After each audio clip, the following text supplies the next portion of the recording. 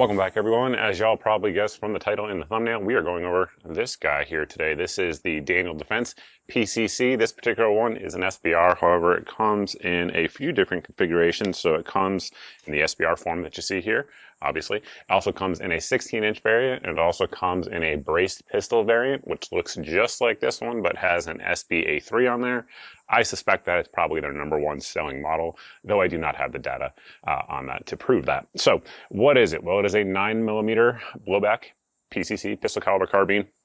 And it has a lot of upgrades that people have been asking for over the years while still being reliable. At least that's what Daniel Defense would tell you. That would be their marketing pitch. And full disclosure on that one, they did send this out for review. So with that said, with that out of the way, let's kind of walk through it piece by piece. We'll start out here at the end and work our way back. So we have ran this gun almost exclusively. I think I ran one mag through it with the flash hider that comes with it, but it does come with a flash hider. We ran it almost exclusively suppressed with a variety of 9mm suppressors on there, which is nice. One of the nice things you can do with a blowback PCC. They tend to be quite reliable when suppressed. So we have the Huxworks can out there at the end, but the barrel itself on this particular model is 8 inches long. It's cold hammer forged, chrome lined, as you would expect from the folks at Daniel Defense. That kind of is one of the things they're known for, their barrel quality. And it does have their strength to weight, which is a heavier tapered profile. So it's a little bit lighter on the end than it is back here at the barrel, and it just kind of tapers on down. I have zero issues with that. I like tapered profile barrels. Those of you guys who watch the channel will certainly know that.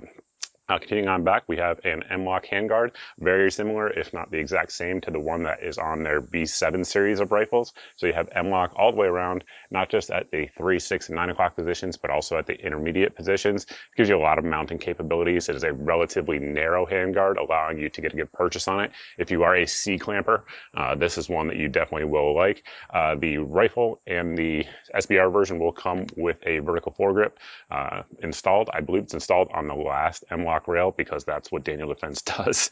And then additionally, it also comes with a steel QD sling insert. So for those of you guys who watch the channel, you'll probably know what I'm about to say, but these types of sling inserts that are built into the handguard here, they do work at first and they will work for a little while. However, most QD inserts, the actual bearings in them, as well as the insert itself, are steel. And over time, that will mess up your aluminum, and your aluminum will give way and they won't work anymore. So Daniel Defense smartly includes that one that you can put anywhere on the M-LOK rail, any M-LOK slot that you want to. And that one's not going to give up the ghost on you when you're using a QD sling. So definitely dig that. The handguard has a very, very strong attachment method. I've done several videos on these handguards in the past. If you guys are interested, just check it out. But the way it mates up to the upper receiver is extremely strong, one of the strongest out there for sure. Now, Daniel Defense makes their Riz 3, which is a beefed up version of that, but I don't think anybody really is going to need all of that beef on there. So I do prefer the skinnier one for my particular use. It is T-marked, as is the upper receiver. Again, kind of the mil-spec touches that you would expect with a Daniel Defense gun. Continuing on to the receiver set, one thing that you might not notice when just looking at this online is the receiver set is shrunk down from regular AR-15. So most of your 9mm PCCs just use a modified, AR-15 style receiver set. This one does not. They started from scratch, and it's definitely shorter than the original ones, keeping the weapon overall a little bit shorter, but they found they simply didn't need it when testing, and I like it. Why not have a shorter receiver set? I'm for that. It also has fully ambidextrous controls, so we just dropped our magazine via the traditional release there, and then of course you also can do it over on this side. Now, the mag release on this, and the same is true of course for the bolt catch and release. And that magazine release is a very interesting design. It does take CZ Scorpion pattern mags, which I haven't stated so far, but that is a very good thing. CZ Scorpion pattern mags are some of the best out there. This one here, standard 35 round capacity from Magpul, that is what it comes with from the factory. It will use both Generation 1 and Generation 2 CZ pattern mags, but not all CZ pattern mags that, at least in our testing, worked as designed. The ones that did work were the Magpul and then also the factory CZ mags. So let's take a look at that here real quick. Malfunction, Manticore Arms magazine, Minuteman munitions in there. Looks like it's a little fail to feed.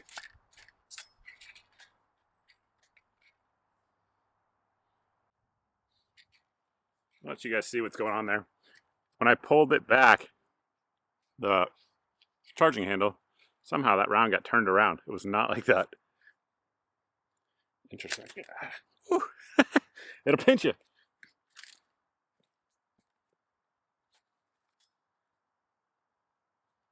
All right, let's see if that was just a one-off. Maybe it doesn't like these mags. Exact same malfunction. I think these mags might be a no-go.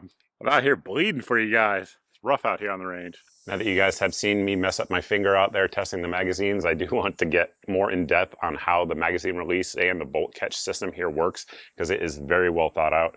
Basically, I'm not sure if you guys will see it, but I should be able to roll in a photo. If not, you have this tab right here on the inside of the mag well, and pressing on either side of the actual magazine release is what's going to activate that. So that's the reason it works with Gen 1 or Gen 2 mags. The Gen 2 has this notch here, and basically it's just ignoring that and activating the original mag catch on the CZ pattern magazines, which certainly is cool.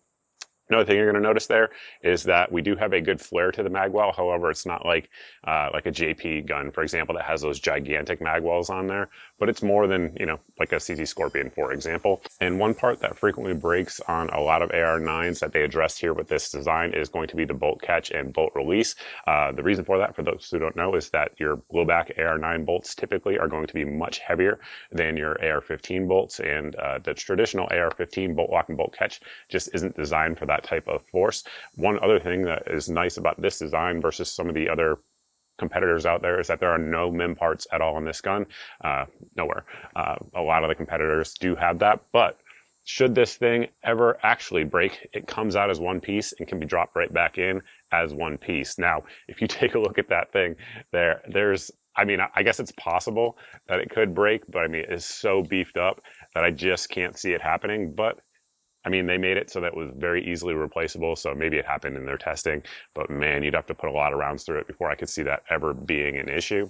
And continuing on to the trigger, if you look in the lower receiver, it looks pretty much identical to an AR-15 lower receiver. The exception, of course, again, is that it is shrunk down. However, one thing Daniel Defense did that was smart in my opinion is they made it so that the area inside the lower receiver where the trigger goes can take any traditional AR-15 trigger. So the one it does come with is a mil-spec trigger, and I'd imagine the reason they did that is for maximum reliability, but you have basically just your single stage take-up right there on the wall, and then break. It breaks right around 5.5 pounds on my scale, has a very good positive reset. But if you guys want to drop fancy triggers in there, you certainly can do so. Safety is ambidextrous. I personally would prefer like a 45 or 60 degree throw, but not mad about it. And then continuing on to the back of the receiver there, we do have a hydraulic buffer. That is one big difference in this gun versus a lot of traditional blowback guns. That hydraulic buffer, you absolutely can feel it when you're shooting. You can feel the hydraulics engaging, which is a little bit weird.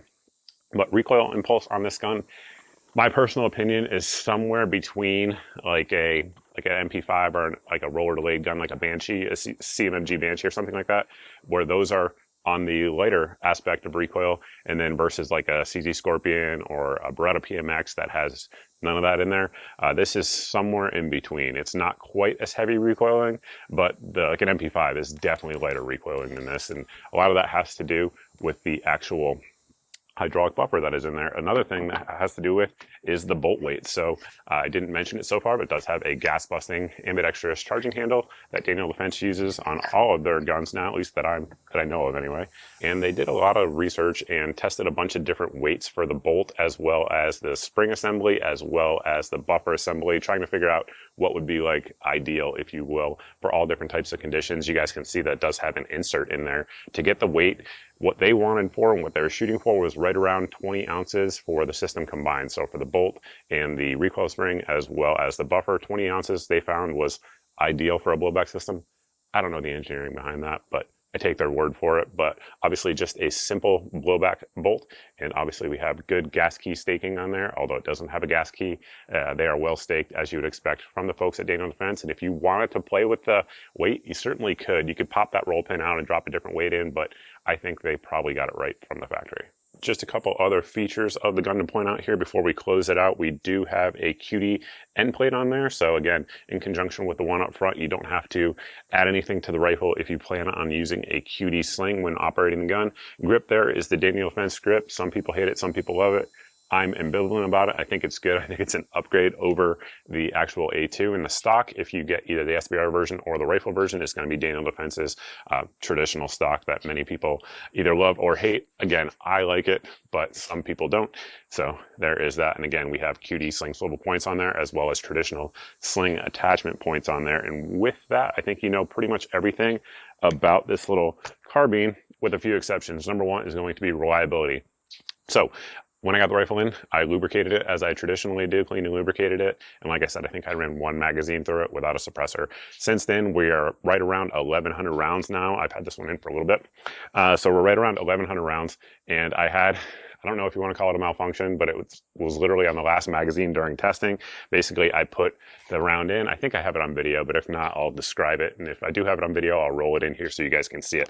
Put the mag in, and I hit the bolt release, and it didn't go fully into battery. I ran the charging handle, released it, and it went fully into battery, and I shot another 100 or so rounds that day with absolutely no issues. No.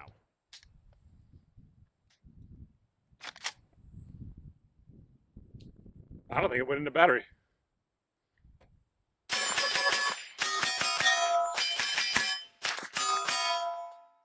Now, why did it do that? Well, it's because it had gone over 1,000 rounds with literally zero cleaning, and the gun was so gunked up inside that it just didn't have enough force to send that bolt home when using the bolt release. So for those who don't know, you get a little extra compression on your spring when you run the charging handle versus hitting the bolt release. The same is true for a semi-automatic handgun when hitting the slide release versus running the slide all the way to the rear and letting go. So was it a malfunction? I don't know. I can't say. But other than that, it ran everything 100%. I think if I ran the charging handle, it wouldn't have happened. So there is that. And of course, we wiped it down since then, and it is perfectly fine, and everything is running smooth. So one question that I'm sure people have already typed in the comment section without watching to this point in the video is why in 2024 or 2025 would Daniel Defense release a blowback gun? Well, again, we talked to them, and the reason for it is kind of what I expected. They said in all their testing that it was the most reliable out there. The same reason they chose the magazine, the same reason they went with a mil-spec trigger. Daniel Defense kind of has built their reputation on making reliable guns. So the blowback system is proven for sure. It's been around for over 100 years. And it definitely is reliable. It's very simple. And again, if parts break, they made it so that they're very easy to change if that happens. That said, the gun's been out for, I think, almost a year now as of this review. I haven't heard of any parts breakages or anything like that on this gun, which is basically what I would expect. Again, Daniel Defense has built their reputation on durability and reliability. And I think this is basically the ideal PCC for a company like that. That's my personal opinion. Now, let's talk about price point, because I know people are already typing that down below in the comments too. So the MSRP is, I believe, 1,949 units of measure. We can't say a price on YouTube. They get a little weird about that, but whatever the units of measure are where you live, that's what it is. However, street price, you're going to find it about roughly, I just looked before coming out here and making this, you're going to find it roughly 3/4 of that. So it's still very expensive for a PCC. However, again, when you compare it to other PCCs out there, like for example, the JP, that one's going to be, double that at least, depending on the model that you're looking at. And from what I understand, this has had a lot of people picking it up for PCC competitive shooting, which makes sense because, again, reliability, and it's not the same price as the JP and other guns that kind of dominate that niche of shooting.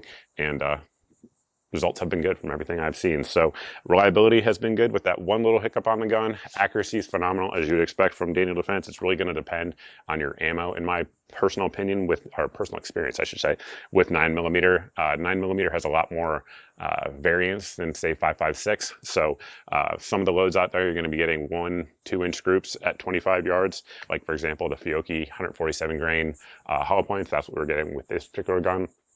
And then I was using MagTech 115 grain with it, and it opened up to like 3 or 4 inches. So big difference depending on accuracy, depending on the rounds you're using, I should say. So we'll see how it does some hollow points. So this is 147 grain Fiocchi hollow points from our friends at Firearms Depot.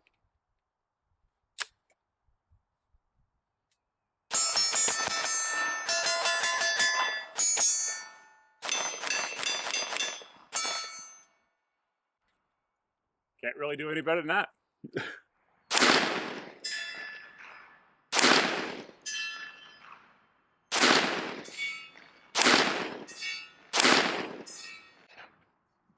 That's some pretty impressive accuracy.